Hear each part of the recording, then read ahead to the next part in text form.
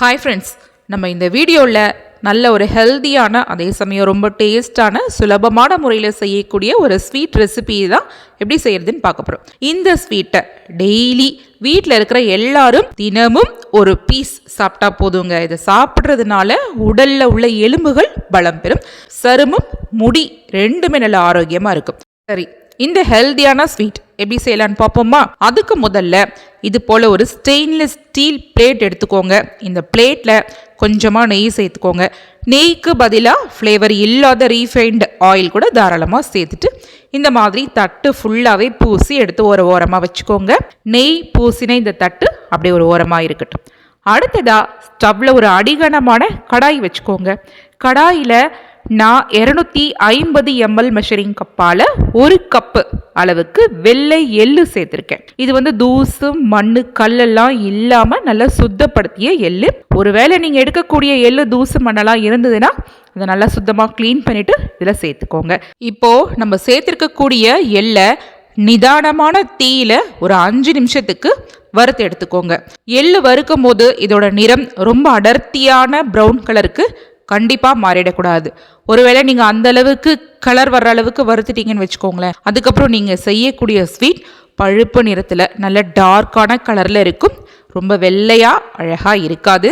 So நீங்கள் இது ஒரு 5 நிமிஷத்துக்கு மட்டும் வாசம் லைட்டாக இது போல் பொரிஞ்சு வர அளவுக்கு வறுத்தாலே போதும். இப்போ இந்த பக்குவத்தில் வறுத்திருக்கக்கூடிய இந்த எள்ளை ஃபேன் காற்றுக்கும் கீழே ஒரு அகலமான தட்டில் கொட்டி ஆற வச்சிருங்க.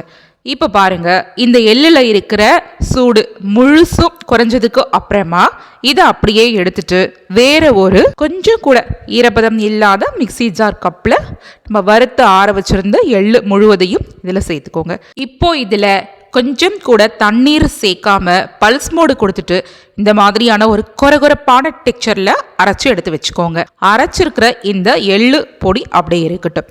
அடுத்ததா நம்ம எள்ளு வறுத்தோம்ல, அதே கடாயில் அதே கப்பால், அதாவது 250 ml மெஷரிங் கப்பால் 1 கப்பு அளவுக்கு சர்க்கரை, அதே கப்பால் 1/4 கப்பு அளவுக்கு தண்ணீர் சேர்த்துட்டு இதை இப்போ ஒரு நிதானமான தீயில நல்ல இது போல் கலந்து விட்ட மாதிரி கரைச்சிக்கலாம்.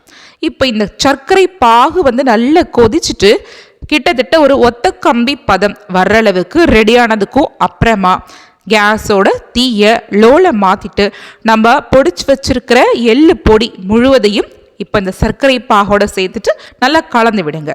கலந்து விடும்போது இந்த சமயத்திலையும் அடுப்போட தீ லோல தான் இருக்கணும். நம்ம சேர்த்திருக்கக்கூடிய எள்ளு பொடி இந்த சர்க்கரை பாகோட போய் கட்டிகள் தட்டாம இது போல நல்ல ஈவனா ஒன்று சேர மிக்ஸ் ஆகி கலந்து வந்ததுக்கும் அப்புறமா நம்ம எந்த கப்பால எள்ளு அளந்தோமோ அதே கப்பால 1/4 கப்பு அளவுக்கு பால் பவுடர் இப்போ இந்த சமயத்தில் இது கூட சேர்த்துக்கலாம். பால் பவுடர் சேர்க்கறது முற்றிலும் ஆப்ஷனல் தான்.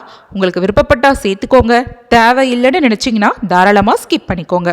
பால் பவுடர் சேர்க்கறதுனால இந்த ஸ்வீட் மேற்கொண்டு நல்ல சுவையாக இருக்கும், மேற்கொண்டு நல்ல சாஃப்டான டெக்ஸ்சர்லையும் இருக்கும். இப்போ பாருங்க, பால் பவுடர் சேர்த்துட்டு ஜஸ்ட் ஒரு 2-3 நிமிஷத்துக்கு நல்லா ஈவனாக இது போல் மிக்ஸ் பண்ணி முடிச்சதுக்கும் அப்புறமா இந்த சமயத்தில் ஸ்வீட்டோட டெக்ஸ்சர் பார்க்கறதுக்கு இப்படி தான் இருக்கும்.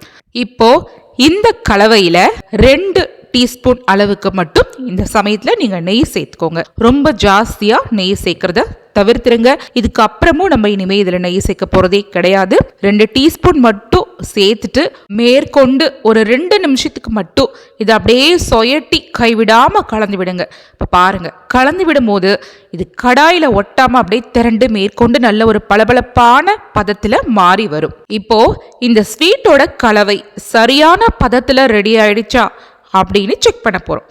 அதுக்காக செக் பண்ணுறதுக்கு முன்னாடி உங்கள் கைகளை தண்ணீரில் ஒரு முறை நல்லா நனைச்சி எடுத்துருங்க. அதுக்கப்புறமா அந்த ஸ்வீட் கலவையை நல்லா சூடாக இருக்கும் போது கையால் இது மாதிரி உருட்டி பாருங்க. கைகளில் நல்லா பிசுபிசுன்னு ஒட்டாமல் இது போல் நல்லா திரண்டு வரணும். இதுதாங்க சரியான பதம். இப்போ கேஸ் ஸ்டவை கம்ப்ளீட்டாக ஸ்விட்ச் ஆஃப் பண்ணிட்டு நம்ம ஏற்கனவே தயாராக நெய் பூசி வச்சிருந்த தட்டில் இந்த கலவை முழுசையுமே சேர்த்துட்டு இது நல்ல மேடுபள்ளம் இல்லாத மாதிரி சமனா மட்டப்படுத்திக்கோங்க. இதோட மேல் பகுதியை சமனா மட்டப்படுத்துறதுக்காக அடி சமனா இருக்கக்கூடிய ஒரு கிண்ணம், அப்படி இல்லைன்னா இது போல ஒரு கரண்டியை பயன்படுத்திட்டு நீங்க இந்த ஸ்வீட் கலவையை அழகா இந்த மாதிரி மேடு பள்ளம் இல்லாத மாதிரி சமன்படுத்திக்கோங்க. இப்போ இது முழுமையா ஆறக்கூடாது, ஓரளவுக்கு கை பொறுக்கிற சூடு இருக்கக்கூடிய நிலையில ஒரு கத்தியால உங்களுக்கு விருப்பமான ஷேப்ல இதை நீங்க கட் பண்ணிக்கலாம். கொஞ்சம் நல்லா ஆற விட்டுட்டு கட் பண்ணும் போது கொஞ்சம் கஷ்டமா இருக்கிற மாதிரி தான் இருக்கும்.